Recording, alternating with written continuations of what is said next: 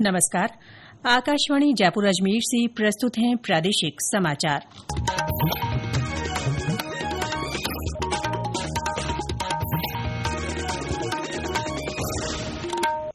मुख्य समाचार। लोकसभा ने कराधान विधि संशोधक विधेयक 2025 और आयकर विधेयक 2025 ध्वनिमत से पारित किया। राज्य भर में स्वाधीनता दिवस की तैयारियां व्यापक स्तर पर। भारत पाक सीमा पर विशेष चौकसी के लिए ऑपरेशन अलर्ट शुरू। प्रदेश में पशुओं की गुणवत्ता में सुधार के लिए पहली sex sorted semen lab Jaipur के बस्सी में शुरू की गई। और कजली तीज और चौथ का पर्व आज प्रदेश भर में परंपरागत श्रद्धा भाव के साथ मनाया जा रहा है।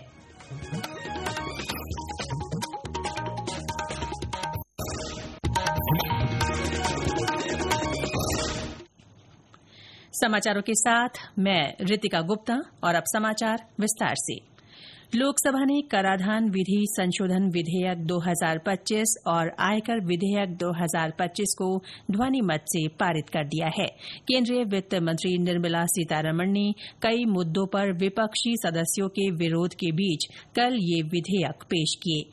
आयकर संख्या 2 विधेयक का उद्देश्य आयकर से संबंधित कानून को समेकित और संशोधित करना है, जबकि कराधान विधि संशोधन विधेयक आयकर अधिनियम 1961 में और संशोधन करेगा और वित्त अधिनियम 2025 में संशोधन करेगा।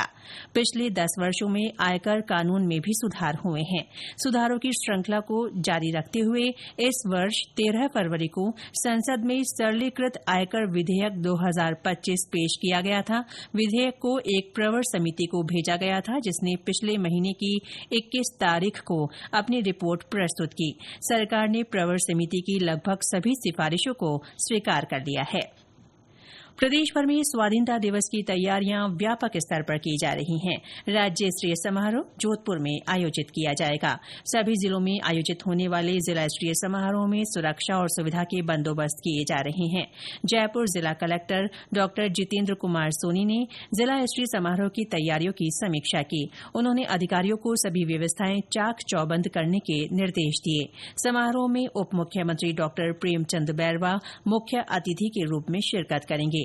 वहीं जैसलमेर में सीमा सुरक्षा बल ने ऑपरेशन अलर्ट शुरू कर दिया है। हमारे संवाददाता ने बताया कि अलर्ट के दौरान 17 अगस्त तक बीएसएफ के जवान आधुनिक हथियारों के साथ सीमा पर चौकसी करेंगे। ऑपरेशन अलर्ट के दौरान हाई अलर्ट के चलते बल के सभी विंग एक्टिव रहेगी। सीमा सुरक्षा बल के जवानों द्वारा अत्याधुनिक हथियारों से लैस होकर गश्त की जा रही है। इस ऑपरेशन के दौरान बल के निगरानी यंत्रों का उपयोग कर ऑपरेशनल गतिविधियों पर भी जोर दिया जा रहा है। चौकसी के लिहाज से दुर्गम मानी जाने वाली सीमा पर तारबंदी के निकट बल के अधिकारी व्हीकल, कैमल व फुट पेट्रोलिंग के माध्यम से दिन रात लगातार पेट्रोलिंग कर रहे हैं। ऑपरेशन अलर्ट में खुर्रा चेकिंग को भी तेज कर दिया गया है। सीमा पर बीएसएफ की इंटेलिजेंस विंग भी सक्रिय हो गई है। इस दौरान अन्य खुफिया एजेंसियां, स्थानीय निवासियों और पुलिस से भी सीमा सुरक्षा बल का तालमेल रहता है। मनीष व्यास, आकाशवाणी समाचार, जैसलमेर।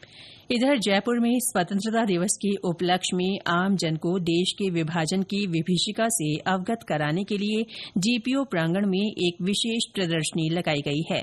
14 अगस्त तक चलने वाली इस प्रदर्शनी में आम लोग 50 चित्रित पोस्टर्स के माध्यम से विभाजन के समय की पीड़ा, संघर्ष और बलिदान को देख सकते हैं। प्रदेश में हर घर तिरंगा अभियान के तहत विभिन्न गतिविधियों के माध्यम से देशभक्ति का संदेश दिया जा रहा है। इसके साथ ही स्वच्छता अभियान भी चलाया जा रहा है। इसी कड़ी में आज भी कई कार्यक्रम हो रहे हैं। और ब्यौरा समाचार कक्ष से। करौली में आज जल स्रोतों की साफ सफाई की जाएगी। इसके साथ ही जल और स्वच्छता संबंधी संदेश लोगों को दिए जाएंगे। 12 में आज तिरंगा रैली निकाली जाएगी। इसके साथ ही बाजारों में तिरंगा थीम पर आधारित उत्पादों की बिक्री को प्रोत्साहित किया जाएगा।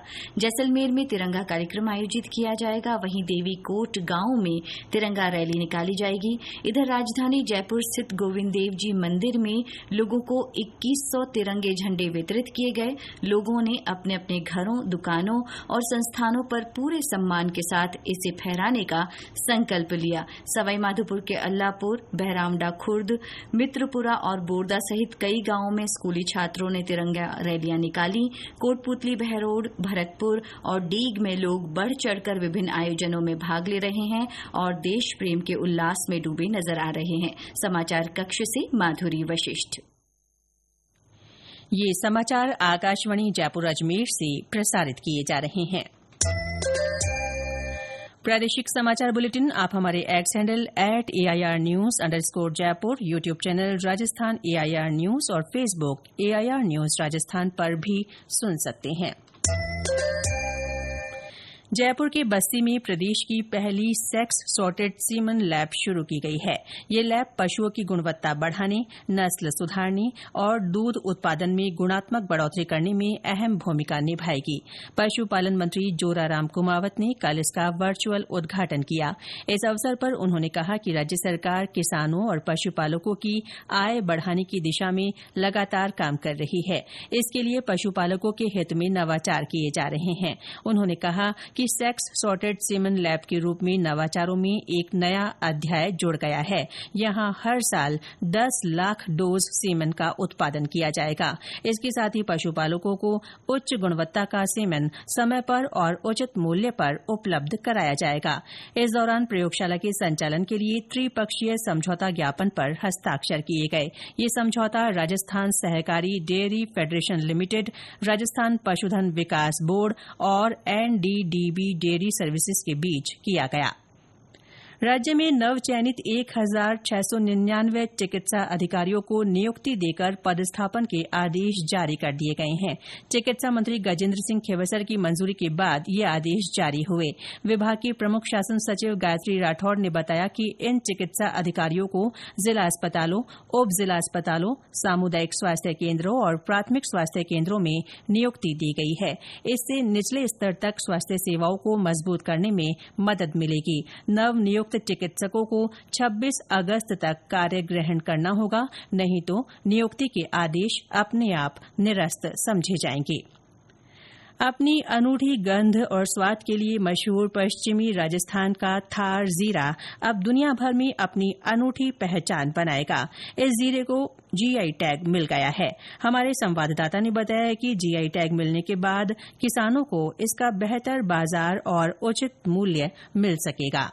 इससे न केवल स्थानीय किसानों की आय वृद्धि होगी बल्कि थार जीरे की मांग देश विदेश में भी बढ़ेगी। ये उपलब्धि न केवल जोधपुर के किसानों के लिए गर्व का विषय है बल्कि ये उनके लिए नए अवसरों का द्वार भी खोलेगी। नाबार्ड ने पहले भी राजस्थान की समृद्ध सांस्कृतिक और कृषि विरासत को बढ़ावा देने के लिए कई कदम उठाए हैं। जोधपुरी मथानिया मिर्च का GI टैग आवेदन भी स्वीकार हो चुका है, जबकि जोधपुर के सापे और लेहरिया के लिए GI टैग की आवेदन प्रक्रिया में है। रामेश्वर बेड़ा, आकाशवाणी समाचार, जोधपुर। कजली तीज का पर्व आज प्रदेश भर में परंपरागत श्रद्धा भाव के साथ मनाया जा रहा है। हरियाली तीज के बाद भाद्रपद मास के कृष्ण पक्ष की तृतीया को ये तीज मनाई जाती है। इस दिन महिलाएं भगवान शिव और माता पार्वती की पूजा करती हैं। इसे सातुड़ी तीज या बड़ी तीज के नाम से भी जाना जाता है। पाली में इस अवसर पर सोमनाथ महादेव मंदिर में 151 किलो हरी सब्जियों से भगवान का विशेष श्रृंगार किया गया है। आज ही चतुर्थी होने के कारण चौथ का व्रत भी किया जा रहा है। महिलाएं शाम को चंद्रमा को अर्घ्य देकर व्रत खोलेंगी। उप मुख्यमंत्री दिया कुमारी ने कल मुंबई में ट्रैवल एंड टूरिज्म फेयर का उद्घाटन किया। इस अवसर पर उन्होंने राजस्थान को विश्व और राष्ट्रीय पर्यटन का आकर्षक केंद्र बनाने के लिए किए जा रहे प्रयासों की जानकारी साझा की। उन्होंने उद्यमियों, टूर एंड ट्रैवलर्स और अन्य हितधारकों को साझेदार बनने के लिए आमंत्रित किया। और अंत में मुख्य समाचार एक बार फिर। लोकसभा ने कराधान विधि संशोधन विधेयक 2025 और आयकर विधेयक 2025 ध्वनि मत से पारित किया। राज्य भर में स्वाधीनता दिवस की तैयारियां व्यापक स्तर पर। भारत पाक सीमा पर विशेष चौकसी के लिए ऑपरेशन अलर्ट शुरू। प्रदेश में पशुओं की गुणवत्ता में सुधार के लिए पहली sex sorted semen lab Jaipur के बस्सी में शुरू की गई। और कजली तीज और चौथ का पर्व प्रदेश भर में परंपरागत श्रद्धा भाव के साथ मनाया जा रहा है। इसके साथ ही प्रादेशिक समाचार बुलेटिन समाप्त हुआ। हमारा अगला बुलेटिन दोपहर 1 बजे प्रसारित होगा। नमस्कार।